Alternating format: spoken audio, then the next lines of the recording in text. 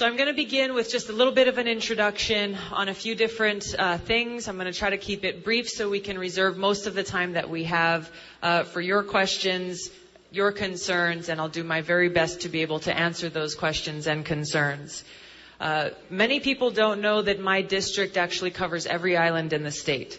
While I live on Oahu, my district on Oahu includes the windward side of the island, the North Shore, as well as the west side, and then, of course, every other island in the state.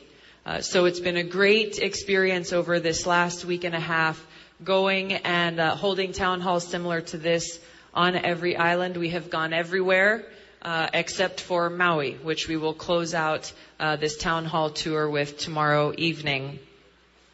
The constituent services that we offer, as you came in, you should have seen a newsletter on the table. It has all of our contact information and a little bit of information about the services that we provide. As many of you know, my on-island representative is Kaulana Finn. Can Kaulana raise her hand? Kaulana is in the back here, raising both hands. Kaulana does a great job in representing me here on Kauai when I can't be here. She is available to help folks if you have issues with federal agencies, casework type things, whether it's immigration, Social Security, the VA. She is your on-island point of contact for my team and the resources that we have available to you. I serve on 2 committees. Most members of Congress serve on 1 or 2 committees in the House of Representatives. The committees that I serve on are the House Armed Services Committee, and the 2 subcommittees that I serve on there are Readiness and Emerging Threats and Capabilities. The second committee I serve on is the House Foreign Affairs Committee, and the 2 subcommittees that I serve on there are the Asia Pacific Subcommittee, obviously very critical to us here in Hawaii as we sit in the middle of the Pacific. And the other subcommittee is the Middle East and North Africa, also a critical region to focus on given the things that are happening in the world today. So as I know we will be able to cover a whole variety of issues through the Q&A portion, I just wanted to highlight one specifically that's been in the news most recently, and that is the escalation of threats and capabilities coming from North Korea. Now, why is that important to us here in Hawaii? You guys know. We know. We know because, and we have known this for quite some time, we didn't need someone on CNN to tell us this was important, because we have known and monitored as North Korea has continued to increase their military capabilities, increase the range of their intercontinental ballistic missiles, increase their nuclear capabilities to where they are working towards, and some say they have already achieved this, the miniaturization of a nuclear weapon so that it fits within a warhead on one of those intercontinental ballistic missiles. And the fact is that those missiles place Hawaii within range, and they have made threats directly against Hawaii as well as other states in the country. There was an article in the Honolulu Star-Advertiser a few days ago by Will Cole with the headline, "Specialists think North Korea poses nuclear threat to Hawaii." What may surprise some of you is, as real as this is for us here in Hawaii, there are quite a few people in Washington, quite a few people who might consider themselves to be experts who are not aware of the seriousness of this threat. I went on a congressional trip. One of the first official foreign trips that I went on as a member of Congress was to a few countries in the Asia Pacific region, South Korea, China, and Japan. And there were some senior members of Congress on this trip, and I was actually surprised. I was glad that they were there.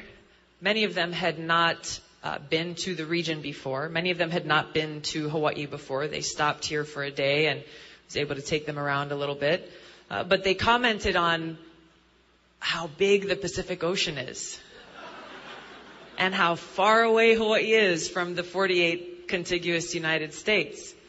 And, you know, I mean, I tried not to laugh, but it's like, okay, I'm glad you see now.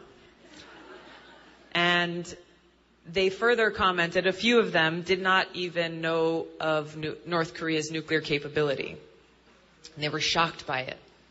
Unfortunately, we also saw this come to light in the presidential election last year. In 2016, at a campaign rally in Iowa, Donald Trump was talking about North Korea, and he said, well, they don't have nukes yet. And he said, and I pulled this quote because it bothered me so much. He said, they will have them, by the way, unless I get to be president. I promise you folks, they won't have them. So this statement speaks for itself, how problematic it is for someone running and now acting in the position as commander-in-chief. But the fact that the media didn't call him on it, that the media didn't expose this for what it was troubling. Because too many people are not aware of the seriousness of the threat that exists and why it is so important to recognize that. So I have been and I'm continuing to work urgently, yes, on missile defense generally, but most specifically for Hawaii, defense of Hawaii. And this is where my service on the Armed Services Committee has proved to be critical, so that I have been able to and continue to help shape the language within the defense bills to be able to get the capabilities that we need here, specifically for the defense of Hawaii. We need more awareness around this issue, both at the state level as well as at the federal level, to be able to build the support around it. When we're talking about the overall issue of North Korea, you know, there are a number of other things that we need to examine. Obviously, provoking North Korea is not only not smart, but a very dangerous proposition. But really looking at the sanctions that have been passed by Congress already, of some of which I've supported as serving as a member of Congress. But the fact that many of these sanctions have not been enforced, sanctions specifically against the elites within the regime in North Korea. In the past years, when some of these sanctions have been enforced, they have proven to be effective in de-escalating the situation, but they have not been enforced for very long, and basically they have been either canceled or taken off the table before they've actually had a chance to prove that they've worked. And then, of course, China plays a critical role as North Korea's major economic vehicle and partner in reaching a point where we can de-escalate the threat, and obviously the goal would be denuclearization. It's a tough situation, and we've got to be prepared for any scenario, and that's one thing that I'm very focused on. So with that, I wanted to just open with that subject. I know there are a number of other issues that many of you have contacted me about, relating to the federal budget, to health care, to education, to our environment. There are so many issues that are before us now, and I look forward to being able to talk story with you about those. Thank you.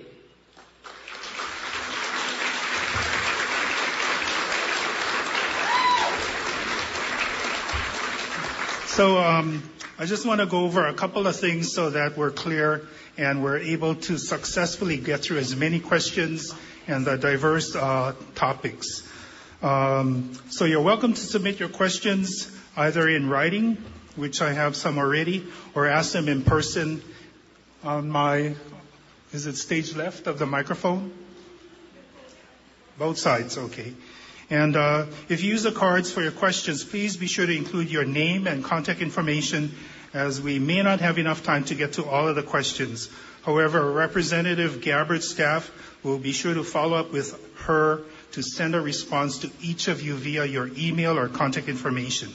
If you are interested in asking a question from the floor, please be sure to sign up with Representative Gabbard's Chief of Staff on my far right, Kainoa Penarosa, who's here at the table. And that's what I have here. If you're interested in asking a question from the floor, please be sure to, okay, I already did that. We ask that you please focus only on federal issues to keep on task instead of issues which are under the kuleana of the County of Kauai or State of Hawaii. Again, we'll get to as many questions as we can. And in the spirit of aloha, we also ask that everyone please share your aloha and respect to everyone so that we can hear and understand the questions clearly and the responses from Representative Gabbard. She's already mentioned that she sits on several committees, so I'll start with the first questions. I'd like to invite Monroe Richmond to go to one of the microphones to ask a question. And in the meantime, I will ask a question of an individual. Do you support H.R. 676, Medicare for All? If not, why not? And if yes, what are its chances? Thank you. Are we going to do the written question? Okay, I think let's take the live question first, okay. Then we'll get to the 676 question. Sure. Thank you. The president I voted for was Harry Truman.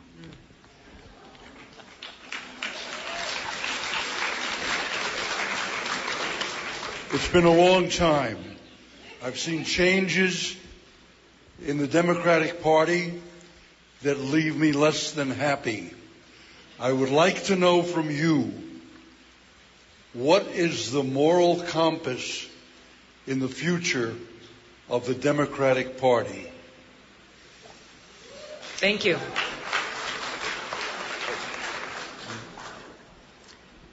I think the question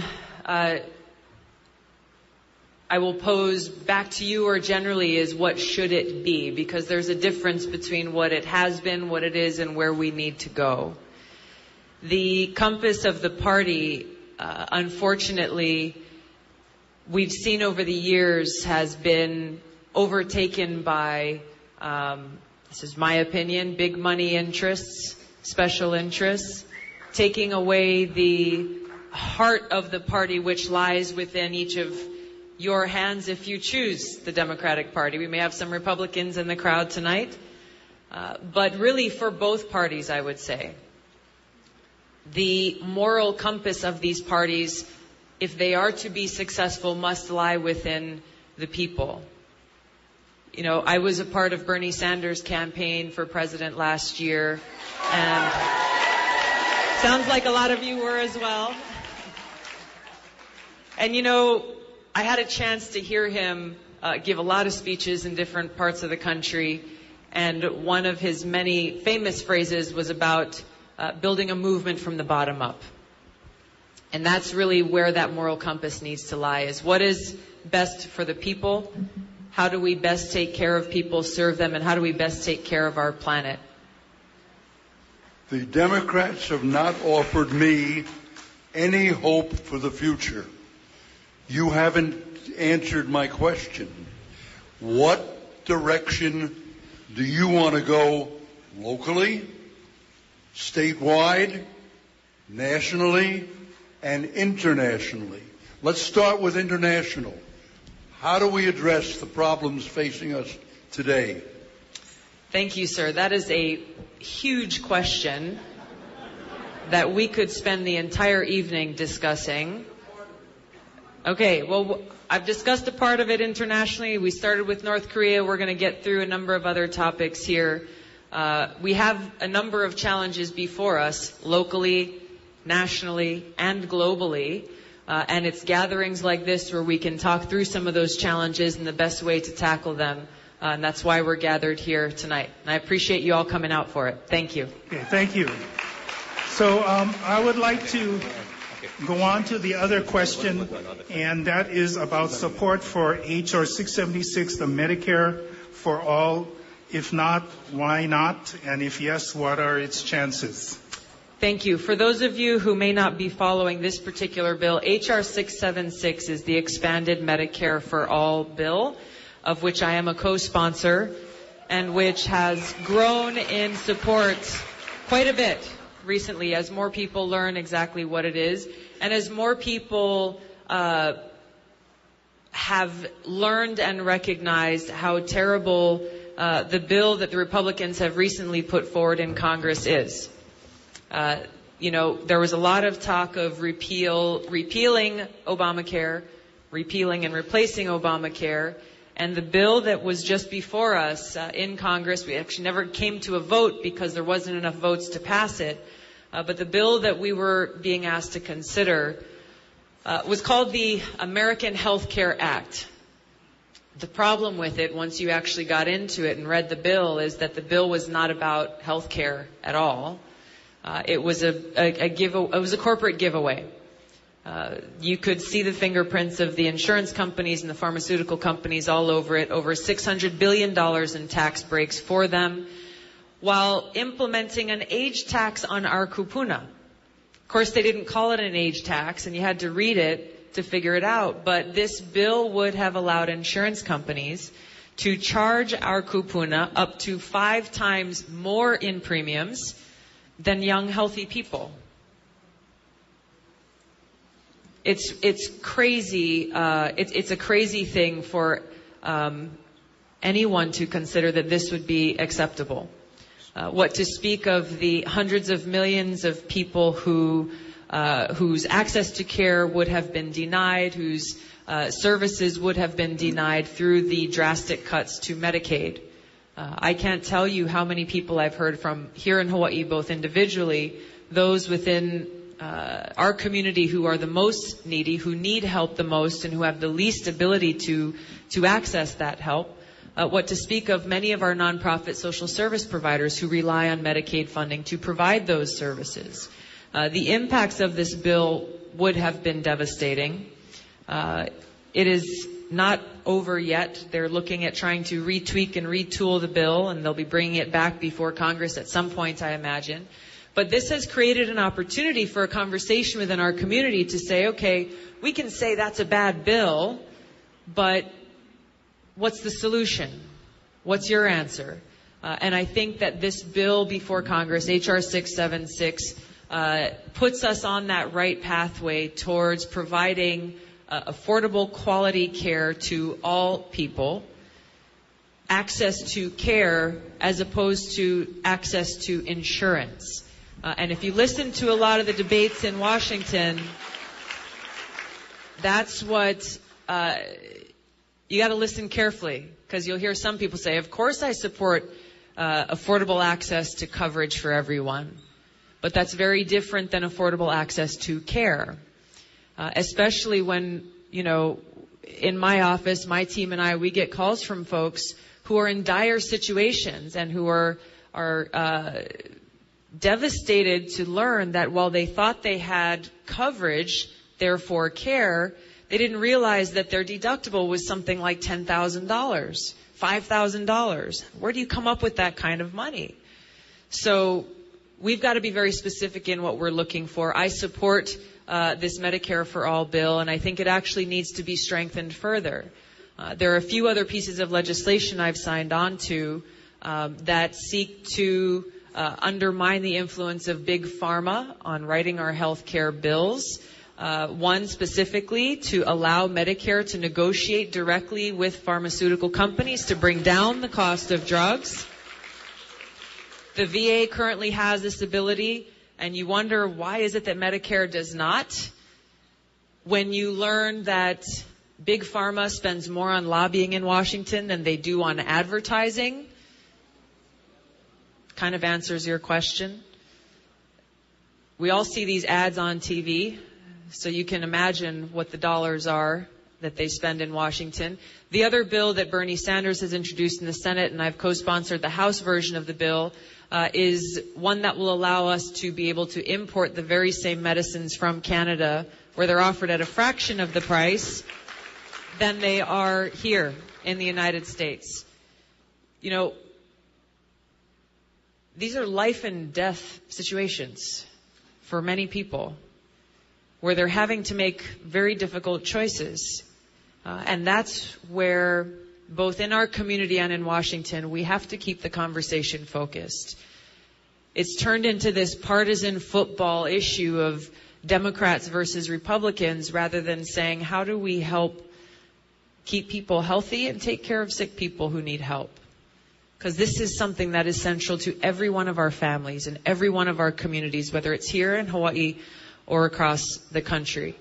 So yes, healthcare is a tough issue. We've got our work cut out for us, but you know, I'm a choose opportunity kind of person. With the challenge, let's try to find that opportunity to build bridges and say, hey, how can we do something that's good good for the people who we are elected to serve. The next question that will be asked live will be by Susan Storm. And in the meantime, I'd like to ask this question as Susan makes her way to the microphone. What can we do to support decriminalization of marijuana on the federal level? Thank you. Great question. You know, many of you may be aware that as our state legislature has legalized medical marijuana and we have dispensaries now readying to open, there is a contradiction between federal law and state law, where marijuana is still listed as a Schedule I substance on the federal controlled substances list, on par with heroin. Meanwhile, I have had a number of meetings with folks here in Hawaii, bank officials from local banks, local insurance providers, people who provide workman's comp insurance, and others who want to be able to help our community, but who are very frightened about being prosecuted by federal law enforcement for doing business with a dispensary, for example, or for allowing employees at a dispensary to open bank accounts at one of our local banks, or for these insurance companies to offer workman's comp insurance. So it's a very big concern that we and 27 other states in the country are trying to figure out how do we navigate through this. I've introduced legislation, H.R. 1227, with a Republican named Tom Garrett from Virginia. He was just recently elected in the last election. Very conservative Republican, Army veteran, former prosecutor who feels as strongly as I do that marijuana should be removed from the Schedule I of the federally controlled substances list. It should be decriminalized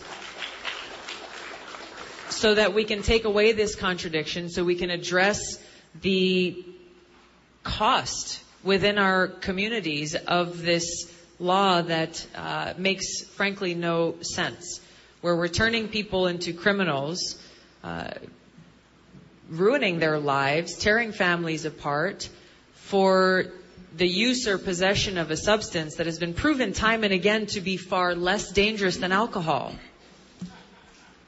There was an article I read recently about a 30-year-long physician at San Francisco General Hospital who made a very good comment where he said, I have not once admitted someone into my hospital because of marijuana use, complications deriving from it, but I cannot tell you how many times I've admitted people because of situations or complications coming from alcohol. So when we talk about the issue of opioid abuse, for example, this is another issue that is not often raised, but studies have recently shown that in states where medical marijuana has been legalized, the numbers in the first year alone, the numbers of opioid-related deaths, not even just abuse, but opioid-related deaths, has dropped by up to 30%. It's huge. And for every year that law is in place, they continue to see those numbers of deaths drop. There's the fiscal cost we can talk about. How our prisons here in the state of Hawaii are tremendously overcrowded. I was just here. Last time I was on Kauai about a month ago, I went and visited your local prison, had a chance to walk through, talk with some of the inmates, see both the cells inside as well as the program with the huts outside. The situation is not different on many other islands. And every year the state legislature goes into session, there is a push for more money to build new prisons and to update the ones that we have. This bill seeks to address a very big contributor to our criminal justice system. As the FBI reports that every 42 seconds in this country, someone is arrested for the use or possession of marijuana. Every 42 seconds. So when we think about the 90 minutes or the 2 hours that we'll be here together tonight, how many people? that is, how many people's lives are directly impacted. So we're working in a bipartisan way with this bill now to be able to try to inform people just about the reality of the situation, how completely destructive our current policy has been, and why we need to make that change. Okay, thank you. Thank you. And I'd like to turn the microphone over to Susan Storm on my stage left. Aloha, Susan. Aloha. Thank you for being here, and thank you for telling the truth. We need to hear it. Thank you. Thank you. Because of the lies, the nepotism, and the financial holdings of Donald Trump, I'm wondering if you think that this might be the time that we need to start impeachment proceedings against him.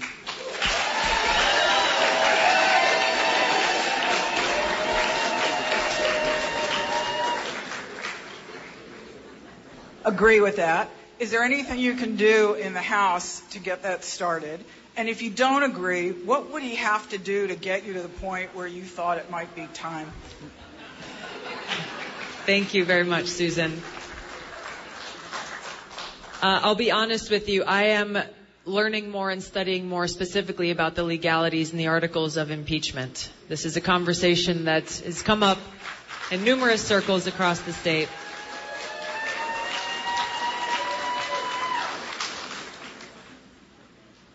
The thing that I am thinking through as this conversation is occurring is what I often ask on big issues is what happens next. And for those who have such grave concerns as I do about many of the policies this administration is putting forward, if an impeachment is successful, Vice President Pence becomes President Pence. Perhaps. But when you look at the lay of the land that we see before us, and you can run through a number of different hypotheticals, I have grave concerns, perhaps even more grave concerns about a President Pence for a few reasons. We know where he stands on a number of issues that are important to me, and I think that are important to many people here in our state. And because as a former member of Congress, as a former governor, and someone who is very deeply connected and tied in with the Republican establishment in Washington, I think he would be far more successful in moving his agenda forward in an effective way or successful way in his mind than we've seen the Trump administration so far. So you can go down the line. My point really is, as we talk through this, let's think through what the consequences will be. And just so we know that if an impeachment becomes a reality, our world, our country, our community is not in a better place necessarily as a result. We're going to be dealing with many of these same challenges, potentially even worse challenges than we have today. So it's just something I encourage, it's something I'm thinking through, and it's something I encourage each of you to think through as we deal with the whole gamut of issues and challenges that lie before us. Yeah, I hear what you're saying. Okay. My concern is just the psychopathy involved with the president. And Pence doesn't seem to be like crazed in the same way. Okay. He does excuse me. I think the follow-up questions, we'll just keep it to a minimum. I'd like to move on to the next one, but you certainly have an opportunity to write your question and pass it on. I'd like to go to... Thank you, Susan. Thank you. The Kauai resident from Lihue. My wife is trying to gain U.S. citizenship, but the process is difficult. I can only imagine what it is like for others. How can we get better access to immigration services on Kauai? Thank you. This is a question that we actually get commonly from folks on our neighboring islands in particular who don't have access to, the U.S. Customs and Immigration Services that exist in their headquarters in Honolulu. We all know how expensive it is to fly over. And so we've been working with the USCIS offices to try to improve their services to the neighbor islands in particular. And one of the issues is biometrics and the lack of access that folks on the neighbor island have. if you're in Honolulu, you can go in, get your services completed and get out usually within less than an hour. But those services obviously have not been made available to the neighbor islands. So this year on Kauai, I'm just looking at the dates here, May 22nd through the 26th. USCIS will be here on Kauai on May 22nd through the 26th, as well as in July and September. So we've worked with them to put forward a pilot project where they will take their biometric services out here to Kauai, to Maui County, and of course Hawaii Island to do what they should be doing. All right. So if you have questions specifically for the person who asked the question, or if there are others out there, if you want to get those dates specifically, please do call my office so that we can tell you exactly when and where they will be and what you'll need to bring with you to get access to those services. And of course, if there are others beyond biometrics, we can sometimes help facilitate moving the conversation along, whether it's with U.S. Customs and Immigration Services or any one of the other federal agencies. Okay, the next question I'd like to pass it on to Bridget Hammerquist, and I'd like to ask that the microphone be delivered to her. In the meantime, I'd like to also introduce and welcome Governor Ige's Kauai liaison, Carice Gardner, who's in the audience on behalf of Governor Ige, as well as Regina Carvalho, Mayor Carvalho's wife, and Captain Vince Johnson from the Pacific Missile Range Facility. How's about a round of applause for them? Right. Thank you all so much for coming. Okay, Bridget. Thank you. Thank you, Tulsi, for coming and making yourself so available to the community. Thank you. It's wonderful to see you. And I wanted to start by thanking you for the interest and the support your staff gave Friends of Mahalapu as we worked toward holding off a large industrial dairy to keep our ocean and our freshwater clean. And my concern is environmental, and I want to ask the following question because I know there's been a tremendous cut dealt to the EPA, and I think we're going to need you more than ever to preserve the waters of the U.S., and particularly the oceans and freshwaters of Hawaii. And I don't know if you're aware, but I would like to ask if you would consider committing your staff to looking into a serious problem that's being experienced on the Hamakua coast of the Big Island. And I spoke today with the county council chair there, who happens to live in O'Okala, and there was a rainstorm last night on the Hamakua coast, so it was almost impossible, and many of them couldn't get into your town hall. And they said, would you share with her and ask her if she would consider committing some staff, because we are watching manure-laden water flow into our streams and the ocean every day, and that's been happening since 2014. I'd also like to share with you, as I did in an email today, that fact was confirmed by our State Department of Health as long ago as July of 2014. And we have photographs of staining and plumage along the coastline of the Hamakua coast, permanent staining of the rocks in the gulches draining from this dairy. Okay. So it's a serious problem for the environment. It's a federal issue. It's U.S. waters.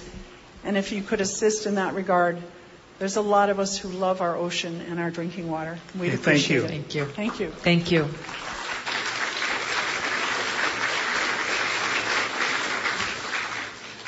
Thank you for your leadership and so many within the community who took action, had concerns, and then took action regarding the situation at Mahalapu and the concerns about the effect on land and water.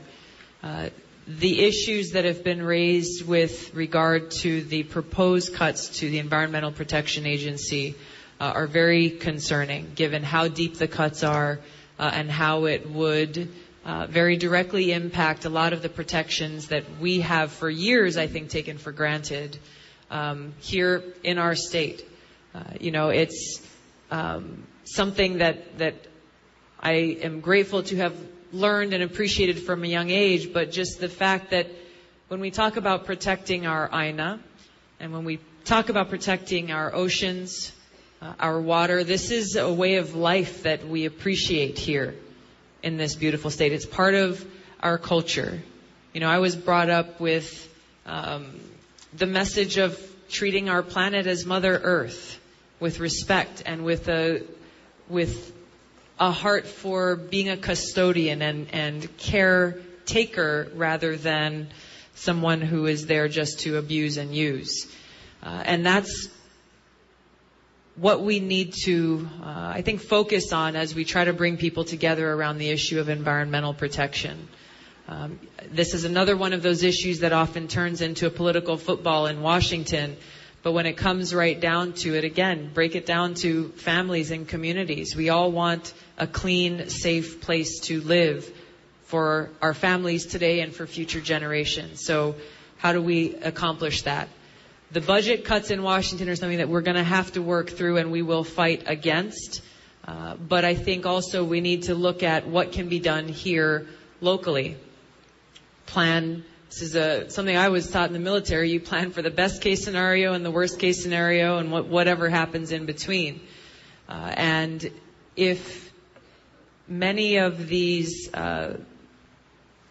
laws or regulations that have been put in place for protection of our environment start to become eroded, we have the opportunity and responsibility here locally at the county and the state level to strengthen federal law. Federal law provides just the baseline. We have the opportunity to take further action to make sure that our home is protected here in Hawaii. With regard to the situation on the Hamakua Coast, I was speaking with some local residents about this just yesterday when I was in Hilo, and you and they have my commitment and my team to work with them in addressing this issue. We can't mess around with this kind of stuff. Okay. Water is life. Water is life. We cannot forget that. All right, I'll ask the next question. Why did you meet with the president of Syria, President Assad? The answer is very simple. To further the cause of peace and understanding. The situation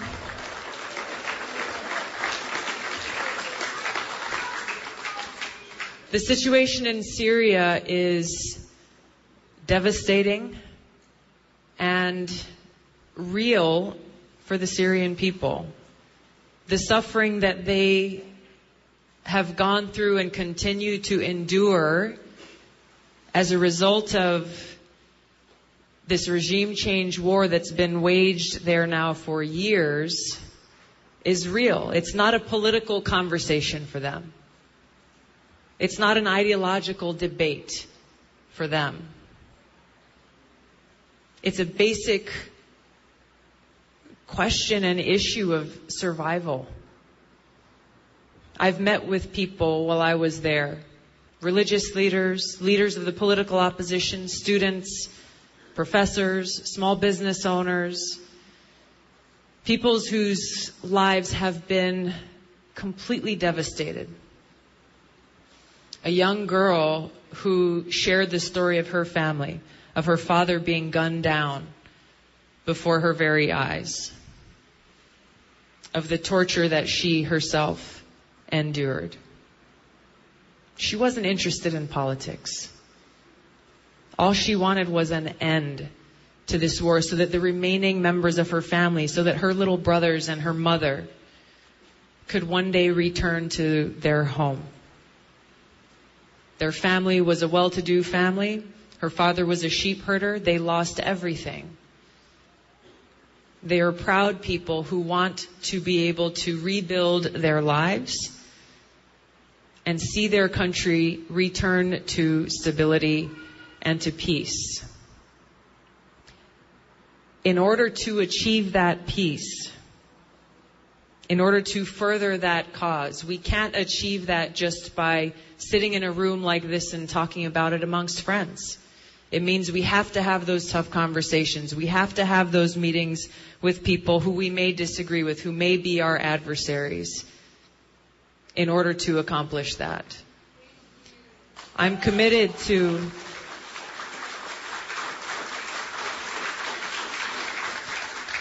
continuing, as I have been for years, this fight to bring about an end to this illegal, counterproductive regime change war in Syria, and provide that path towards peace where the Syrian people can determine for themselves the future they want.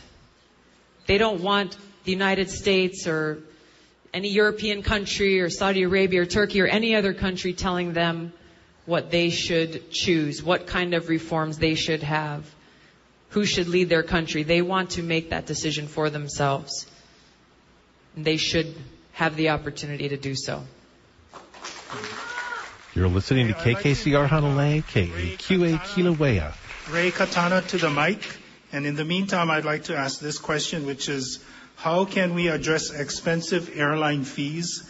Hawaiian Airlines has a monopoly. What have you done to fix this? I love the faith and confidence you have in me.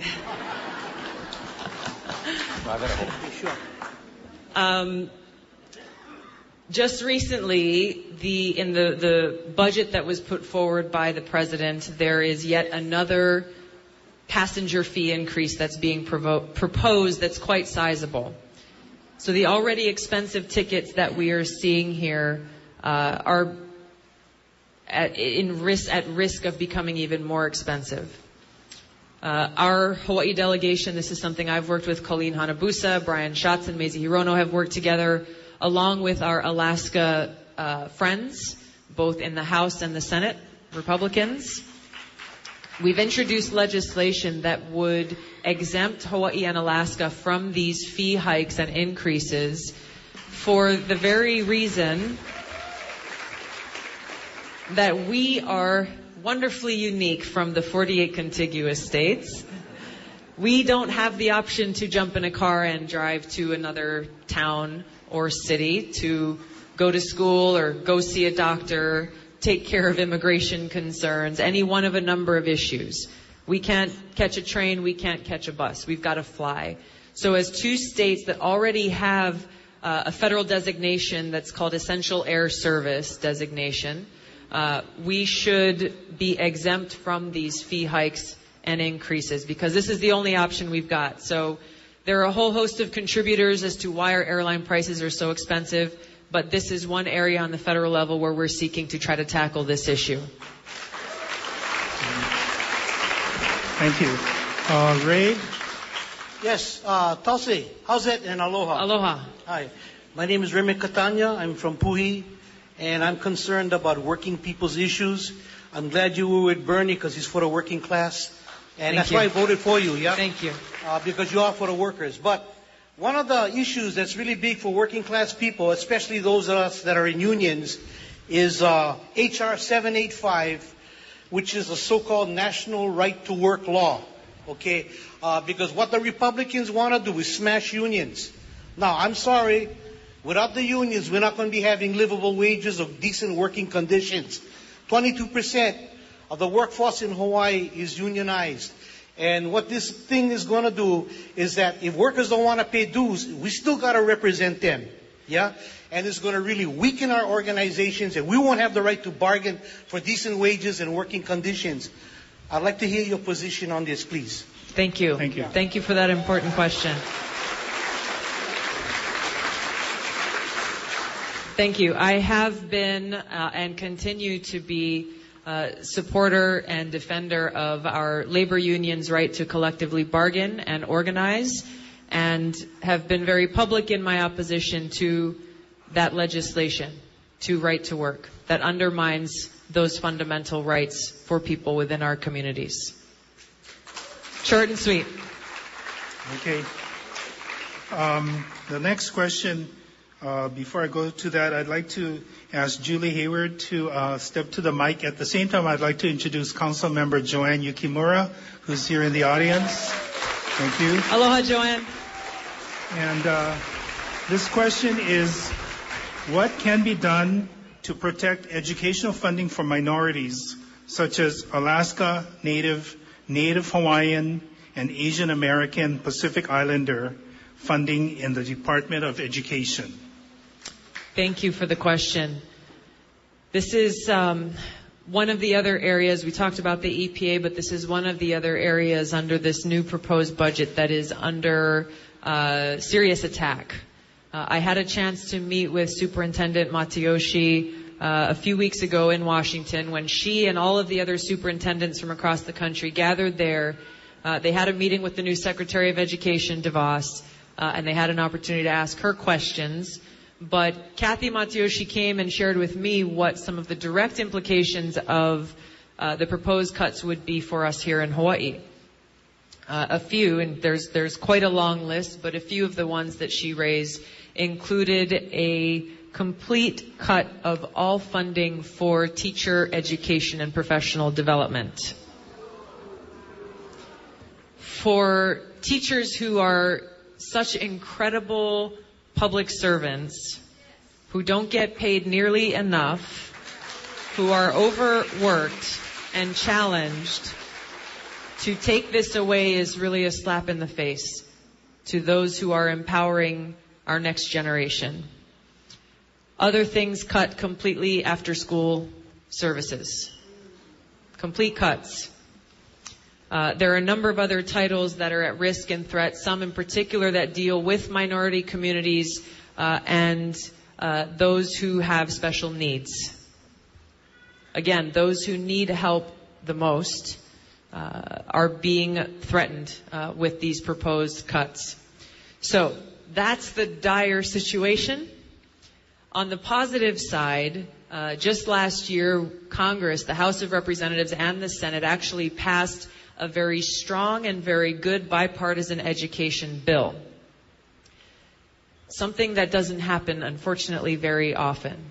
But an issue that can often be very polarizing. Cooler heads prevailed, and leaders from both parties on those subject committees and leaders within Congress actually came and were able to work together to pass a bill that I heard directly from our teachers union, from teachers and from principals and faculty here in Hawaii, that they were very happy with, that made positive progress. So my hope is that as we in Congress start to go through this budget process, that again, people from both parties will realize and recognize our responsibility to our keiki is not a partisan issue, and that we've got to work together to counteract those proposed cuts. And that's something that I think I've been hearing from many of my colleagues is just a reminder and recognition that every year, no matter who the president is, they put forward a budget proposal, but it remains Congress's responsibility and authority to actually write and pass a budget and appropriations bill. And that's something that we will be continue to be very active on as we address many of these different areas, speaking for the needs of our communities here in Hawaii specifically. Okay, I'd like to invite Tom Blankley to step up to the mic. And in the meantime, the next question I would like to ask is on prison reform. When you toured KCCC and spoke about the subject, were you aware of the inmate who overdosed in solitary confinement? We are not informed, thus the media, and that is a red light for those of us who know. Can we get more more transparency from KCCC? How can we get our rehab facility up and running so our troubled youth and non-violent offenders can steer clear of incarceration? Thank you. I was not aware of that situation when I went to visit KCCC. Transparency is important for there to be accountability. The overall issue of making sure that we have resources available for rehabilitation is an essential part of the criminal justice reform conversation. That we are sending people to prison to punish them, especially if you're talking about many of these nonviolent crimes or drug-related offenses, but this doesn't actually solve the challenge. It doesn't actually help people. And this is why we see the recidivism rate is so high in too many places, because we're not actually addressing the root cause of the issue. At the federal level, along with fighting for more resources, fighting to address the root cause of some of these challenges and making it so that we can divert people away from our criminal justice system and towards actual help. We've got to continue that approach along with actually looking at reforming many of our laws that further perpetuate the problem within our criminal justice system, and working, of course, hand in hand with the state and local level as we do so. Okay. All right, go ahead. Aloha, Representative Gabbard. Aloha. Thank you for coming today. You speak strongly and repeatedly against the U.S. being involved in regime change wars. However, the United States 2016 election was the target of a regime change strategy by Putin and Russia. The FBI has confirmed they are investigating Russia's election tampering and possible collusion with the Trump campaign, and several members of his campaign and our cabinet have been shown to have ties with Russia. My question is, do you agree that we need to get to the truth of Russian interference and the involvement of the Trump campaign and administration, and can you tell us what you are doing about this critical issue? Thank you. Thank you for your question. There are a number of actions that I have taken and that I have supported within Congress to get to the truth. So to your question, yes, we must as a country get to the bottom of the issues that have been raised, the questions that have been raised, the doubts that have been raised about what occurred during the presidential election and what may be continuing through within this administration. So there are a number of bills that I've signed on to that do a number of things. One is, of course, requiring disclosure of Trump's financial interests and those within his administration. You know, it's something that I, as a member of Congress, every member of Congress is required to do annually, to file a public financial disclosure. It's a simple matter, again, of transparency and accountability and making sure that we don't have people in positions of power within our government who may have conflicts of interest or who may be under the paycheck of another country. There are two investigations ongoing right now led by the House and Senate Intelligence Committees. The House Intelligence Committee, unfortunately, these committees are usually very bipartisan as they deal with very serious matters of national security. Unfortunately, the House investigation, I think, has been compromised. I called for the removal, and he has stepped down from the Select Committee of Congressman Nunes. The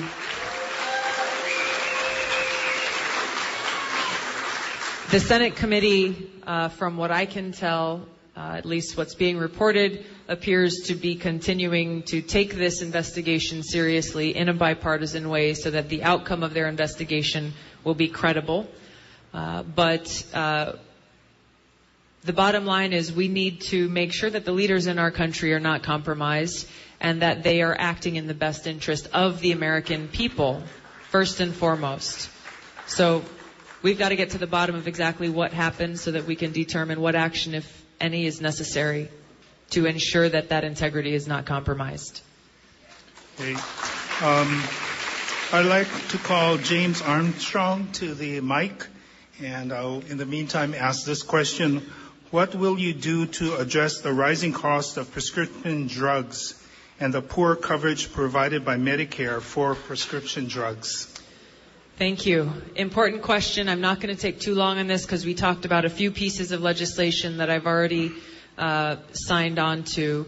I do want to mention one additional issue that's specific to Hawaii with regard to Medicare overall, not so much prescription drugs, but Medicare overall, where Hawaii's Medicare reimbursement rates are a lot lower than other localities that have such a high cost of living. This is something that Alaska successfully did. As a rural state, as a rural community, they were able to pass legislation in the Senate several years ago that would increase their Medicare reimbursement rates to address the shortage that we have of doctors who will participate in Medicare and providing service to Medicare recipients, but also just the shortage of physicians and providers that we have here in our state, especially in our most rural communities.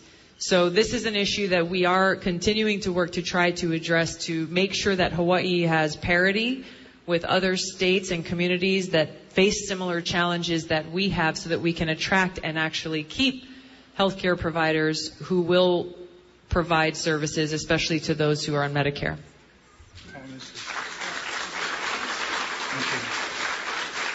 All right. Thank you. I'd like to go to James Armstrong. Yeah, good evening. Aloha, Thank you James. for coming. Aloha.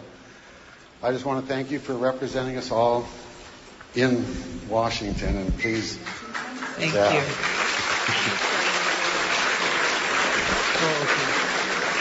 I hope and I pray that you can keep us out of any future wars.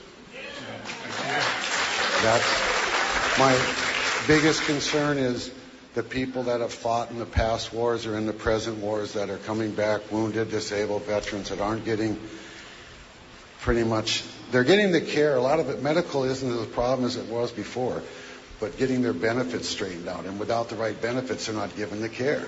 The VBA is pretty much an illegal, or not illegal. Everything they do, or a lot of things they do, are illegal. We've discussed this before. I've gotten letters from VBAs, and I've seen other people that have a Korean veteran. They say that he didn't get the radiation that he's being treated for. They said, I had something done by a different doctor, not by them. And they've admitted to me, as on email and on tape, that they weren't responsible for the signature on these are the directors. And then they get fired or moved on, and there's no recourse. The government isn't able to. I know you guys have changed the law so that they can be prosecuted, but in that prosecution you have to give them an attorney, and none of them have been prosecuted. They all just get shifted around. The Tracy Betts that was here, she got busted for falsifying evidence, and she was a top dog, so she got moved someplace. There was no recourse. Donovan Thompson, the next guy, same thing. That's, pretty much just the lack of honesty at the VBA. And I'm here to talk because of the personal friends, but the 22 veterans that die a day, and because of the lack of care by the VA. Okay. Thank you. So thank you for your service. Thank you. I'd like to go back to. I'm sorry. Go ahead. Yeah, I got to answer this one. This is an important one. Yeah, this is what you do. You're right on so many fronts about the challenges that exist still within our VA system.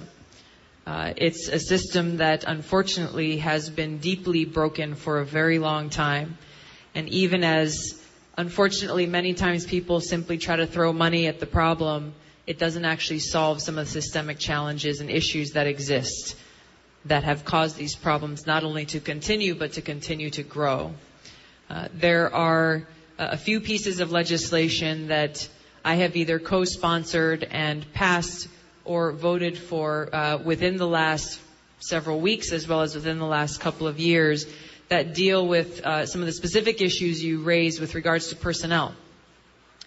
It's astounding, as we've seen over the last few years, where the attention and the spotlight has really been put on the VA and some of the problematic practices that have gone on there because it has really brought to light, and thankfully, unfortunately these things happen, but thankfully they are being brought to light so that they can actually be addressed.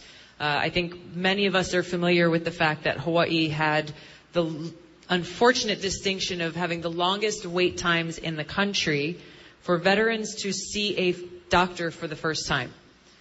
It was over 180 days when these reports first came out. I've heard from veterans who once they get in the door, they love the treatment that they get, and it's top-notch quality care. But it's making sure, especially for those who have urgent health care needs, some of them being those invisible wounds, those mental health care needs that, if not addressed, are attributing to the skyrocketing number of veterans who take their own lives every day, which is something that you referenced. That people who will have survived more often than not multiple deployments in combat to come home and get to a place where they feel there is no other option but to end their own life. This is something that should be rejected and unacceptable by every single person in this country.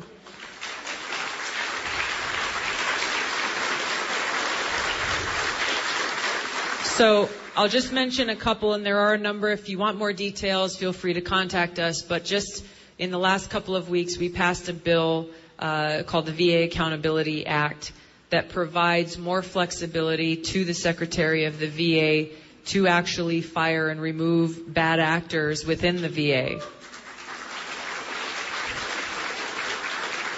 Because unfortunately, we have seen not only those who have been found to be directly responsible, both senior at the very topmost senior level as well as those at lower levels, when they have been found to be responsible for cooking the books, for changing dates to make things look better than they actually are, oftentimes putting at risk people's health care and well-being and lives, they not only get transferred to another place, we have seen people actually get bonuses.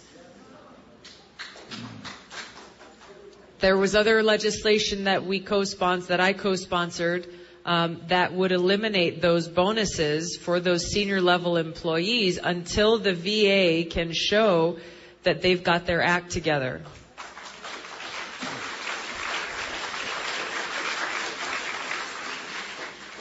There are whistleblower protections that we have kept within the legislation that was passed. Obviously, we don't want there to be a situation where someone is abusing this law to retaliate against a whistleblower who's trying to expose the problems within the VA. We've seen that occur as well. So we've made sure that there are protections in place, basic labor protections, but providing that flexibility to the Secretary of the VA takes away an excuse that has long been used by the Secretary of the VA, which says, hey, my hands are tied because of the law. So we've just changed the law. And we look forward to holding those in these positions of responsibility and service accountable. Thank you. Okay, I'd like to go to my stage left and thank Tom, who patiently waited for me. Sorry, my bad, I forgot on your end. Go ahead with your question, please. Thank you very much. The repeal of Glass-Steagall was the first step in the long line of steps that led to the Great Recession. Post-Great Recession, legal plans that were put into place put up some safeguards that basically protected the public, particularly consumers, particularly financial consumers. The Trump administration is basically pulling all those apart, or at least is announcing their intention to do so. I noticed in your handout about your comments about Glass-Steagall, and I thank you for that.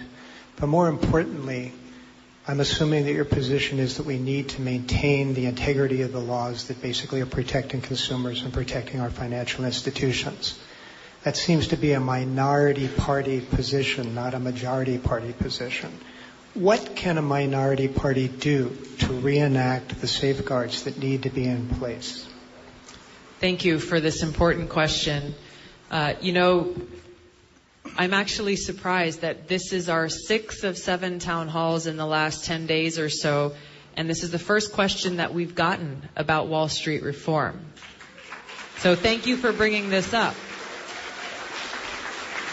And it's important that you brought it up because I think too many people in many different areas have been lulled into a sense of false complacency, thinking that reforms were made through the Dodd-Frank Act that have dealt with the problems that led to the 2008 crash, when I think you're very well aware that that is just not the case, and that these big banks conducting these risky practices are even bigger today than they were back then.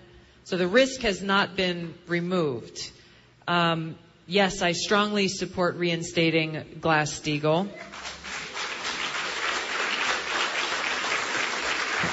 There is a bipartisan bill that I am a co-sponsor of that would do exactly that.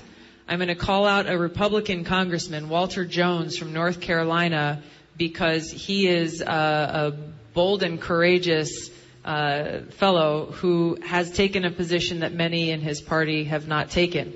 And so you said, how does the minority party deal with trying to both maintain the laws that exist, but also to try to make sure that further reforms are passed? I'll be very honest with you. This is not a Democrat versus Republican issue. That there are too many people and many people who serve on the Financial Services Committee that is tasked with oversight of this industry in Congress who do not feel that further reforms need to be made, who do not support the reinstatement of Glass-Steagall, Democrats and Republicans. So how do we fix this? How do we bring about this change? It comes from the grassroots and holding leaders accountable, of asking questions and making it so that at town halls that are happening across the country, more and more people are bringing up this question saying, will you sign on to the bill to reinstate Glass-Steagall? This will put people on the spot to try to defend their position, which to me is a very indefensible position about why Wall Street should be able to continue to run rampant, abusing the public trust and being in a situation where there is greater risk today than there was before. I want to give a shout out to our community banks because, so many of the regulatory issues that were included within Dodd-Frank to address the problems on Wall Street have unfortunately had the negative unintended consequence on our local small and community banks of increasing their compliance staff, like going from 2 people to 50 people. I mean, it has really been incredible when you look at the impact that this has had on the local banks who were not problematic, who were not the bad actors in this situation, what they are continuing to go through that basically gets passed on to the consumer. It makes things more difficult to the consumer. Meanwhile, Wall Street remains largely unchecked. So as we look at financial reforms, we've got to address both of these situations, both to help our community banks, our local banks, but also to talk about true reforms on Wall Street. One of the challenges is, I'll tell you, with a lot of the bills that come before us that help to try to address the community bank overregulation, they are often paired with bills that give a helping hand out to Wall Street banks, all wrapped into one package. And this is done intentionally so that if you want to help support community banks, you've got to make a decision. Well, am I also going to give a handout to Wall Street or not? And this is, bills should be put forward to stand on their own merit rather than lumped together into these packages where you've got to try to decide what's the lesser of evils here. So my answer, unfortunately, is a little long-winded, but I'm excited to talk about this issue because it is so important to all of us. Too many people are still struggling to get back what was lost in 2008 when their lives were ruined by this. And we as a community are going to be the impetus for this change in Washington to be able to try to bring about this accountability. Okay. Thank you. We have less than 10 minutes, so I'm going to try to expedite some questioning. I'd like to ask John Moore to get to the mic. In the meantime, the next question is, what can we hope to see with regard to excuse me, I cannot read this, calling on building in our...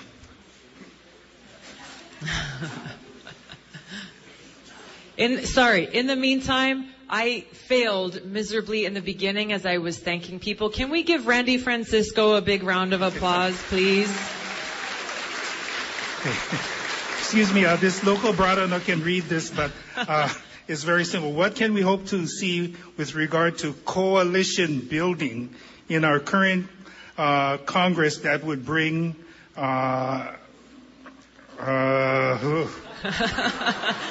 I think I get the gist of the question. Bring people together. Maybe. Yes. Okay. It was a wild guess. This is such an important question. And as we began this evening with aloha, I am constantly reminded of what that actually means when we make the choice to live aloha. That it is not just living aloha and respecting and being kind to those who you agree with, but it also means taking that hard step in being kind and respecting those who you might strongly disagree with, and finding that path forward. As Washington is so divided, you can look to that divisiveness for the root cause of many of the challenges that we face, where people are more concerned about their political wins or losses rather than saying, what's a win or loss for the people in my district? How can we best come together to serve my community? So this coalition building is critical for us in Washington, and it's critical in our community as well, that even as we may disagree on certain issues, it's a normal thing in a democratic society, and is actually healthy to have those conversations. We can disagree without being disagreeable. We can disagree with aloha and respect and find that path forward. So I want to tell you just a quick little story about one way that I tried to approach this when I first went to Washington. A few weeks after I was sworn in as a new member of Congress in 2013, I was looking down. They have these little books that have every member of Congress in them. It's like 434 new colleagues. I've got to try to get to know and see how can I work with them so that I can let them know what's important to Hawaii. So I figured, okay, I'm going to go back to the basics and not overthink this too much. I called my mother. I asked her, she makes this amazing macadamia nut toffee. The recipe is secret. I don't even have access to it. So I asked her, would you please make 434 boxes of this toffee for all of my new friends in Congress? And, you know, she raised 5 kids. She's a pretty amazing woman, and she didn't hesitate before she said, yes, that's a great idea. I said, oh, wait, I'm not done yet. I said, will you make 435 large boxes for the staff of every member of Congress? We all know, without a strong team. So she said, okay, that's going to take me a little bit longer, but yes. And so she got to work here. She was stirring 2 pots at the same time, pouring the toffee, pounding and grinding the mac nuts. And I was in Washington starting to handwrite notes to every one of these colleagues, these new friends that I was soon to make. And what was really incredible, in my note, it was very simple. I said, please accept this small gift of aloha. Candy made by my mom. I look forward to being able to work with you on issues that are important to Hawaii and to our country. And as we began to deliver these little gifts of aloha, very quickly on the House floor, if you ever go there, you'll see all the Republicans hang out on one side, all the Democrats hang out on the other side. And Republicans, some very senior members of the Republican Party, people from different committees, they started making that long walk across the House floor to the Democratic side saying, where do we find this new member of Congress from Hawaii?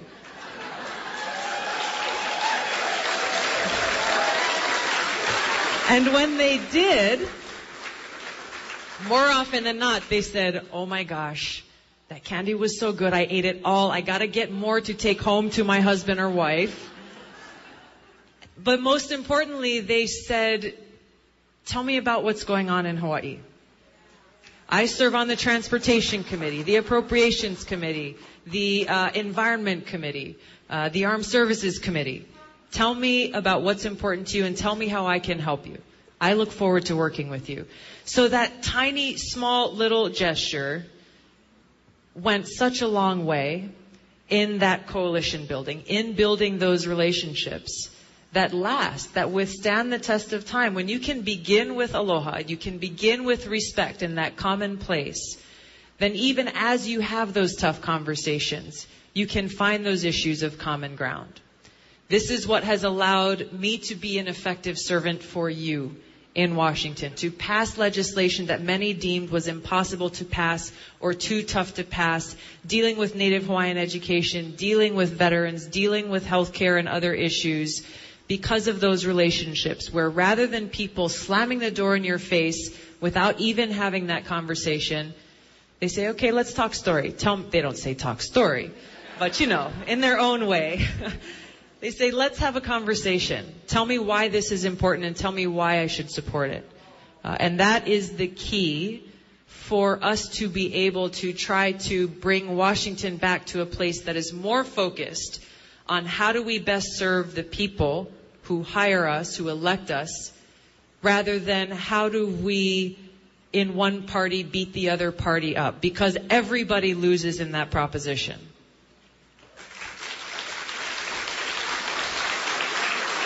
I'd like to invite Ellen Abrams for the last question, and she'll ask it live.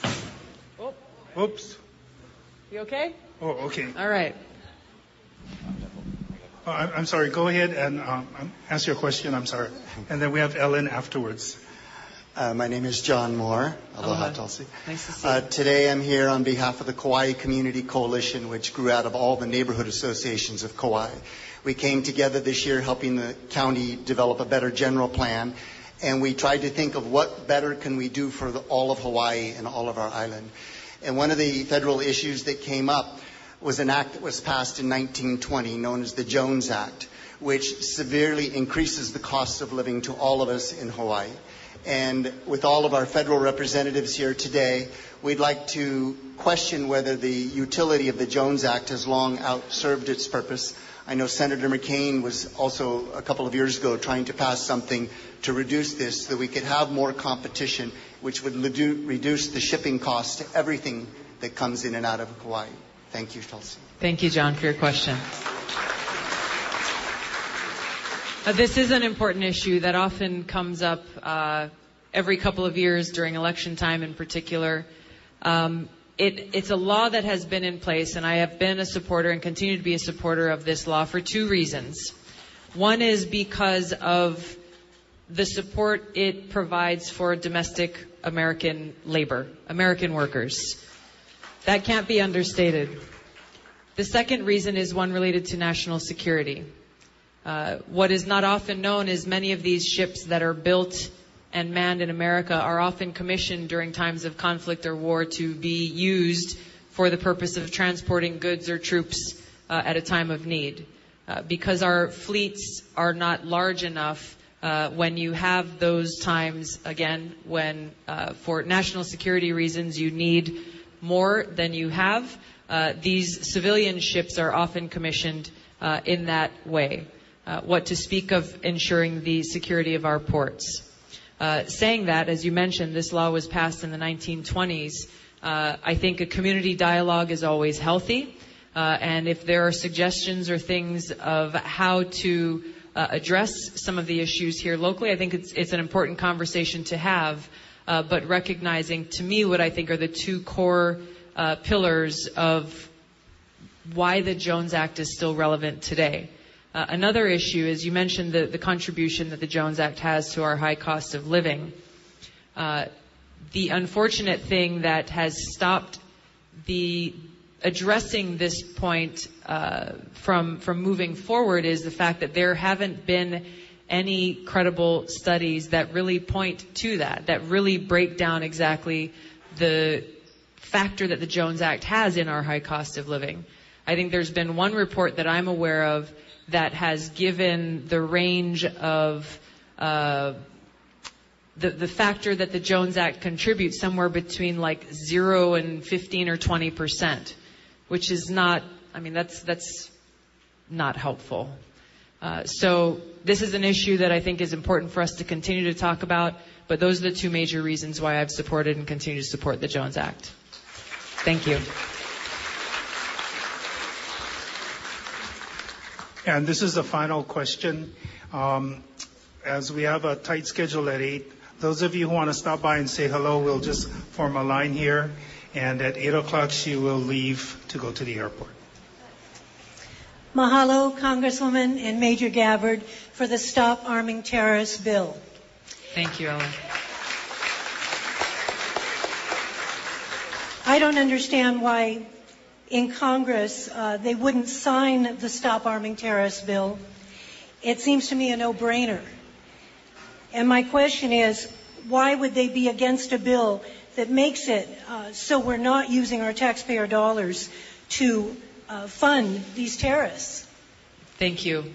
How many of you are familiar with this bill? Okay, a few. I'm going to give you a quick background on it so you know what we're talking about here. It may not be a surprise to you that if you or I or anyone in this room provided any kind of support to terrorist groups like Al-Qaeda or ISIS, we would be arrested, be thrown in jail. What will surprise you is that for years now, your taxpayer dollars, our government through the CIA has been providing arms, equipment, intelligence, salaries, and other types of support to armed militants who are working directly with and most often under the command of Al-Qaeda and other terrorist groups. Our taxpayer dollars have also been used, funneled through countries like Saudi Arabia and Turkey and others who are providing direct support to terrorist groups like Al-Qaeda, like ISIS, in different ways. And all of this has been happening to support and further fuel the counterproductive illegal regime change war in Syria. We saw President Trump's reckless missile strike just recently as a further escalation of that war that's been going on now for years, really, since 2011. So my bill, very simply titled the Stop Arming Terrorists Act, would prohibit U.S. taxpayer dollars from being used, both directly and indirectly in those two ways that I've identified, from providing support to armed militants who are working with Al-Qaeda, who are allied with Al-Qaeda. You know, there are two wars being waged in Syria right now that we are waging, and they actually have opposing objectives.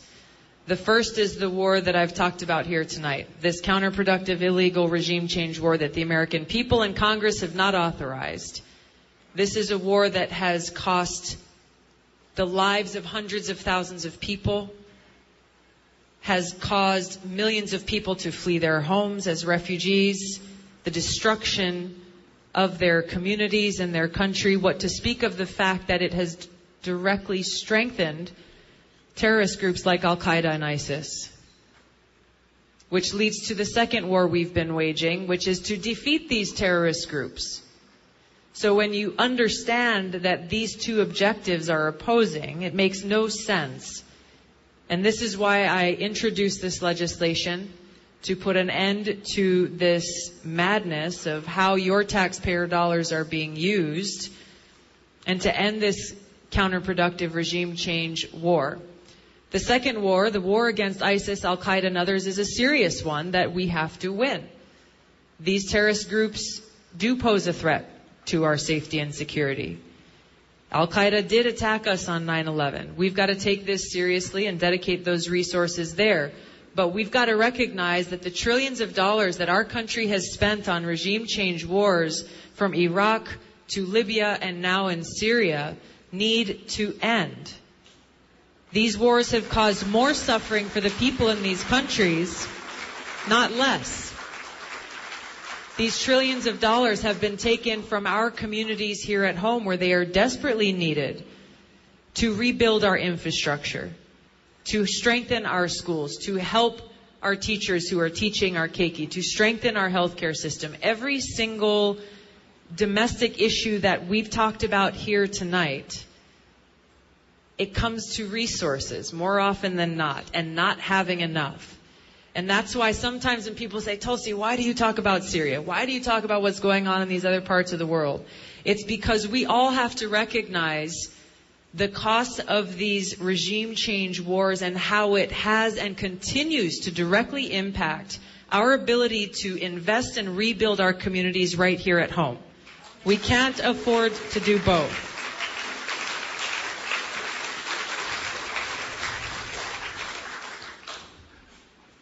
Well, on that note. Yeah. How's about a round of applause for Congresswoman Thank Tulsi you. Gabbard? Thank you, thank you, thank you. Aloha.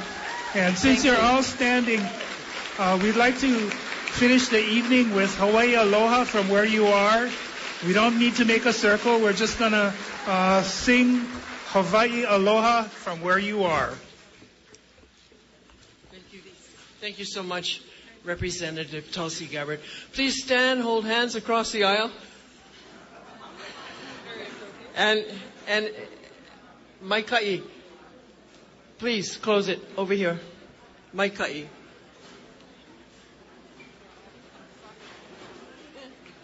Makaukau. He mele. E Hawaii e kuone hanawe. Ku home kula ivine. Oli no wina pono lani o. E Hawaii aloha e haoli e na opio Hawaii ne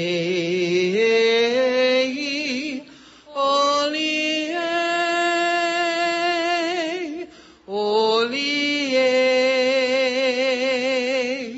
mai na ahe makani e pa mai nei mau ke aloha no Hawaii mau ke aloha no Hawaii.